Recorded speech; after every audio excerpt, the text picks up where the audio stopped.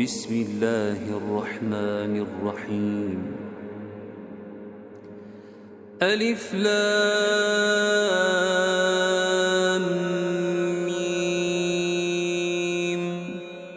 ذلك الكتاب لا ريب فيه هدى للمتقين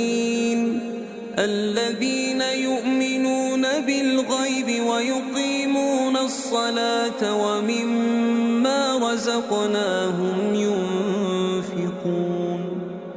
والذين يؤمنون بما أنزل إليك وما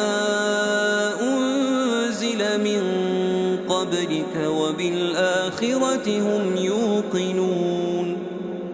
أولئك على هدى من ربهم وأولئك هم المفلحون إن الذين كفروا سواء عليهم أأنذرتهم أم لم تنذرهم لا يؤمنون ختم الله على قلوبهم وعلى سمعهم وعلى أبصارهم غشاوة ولهم عذاب عظيم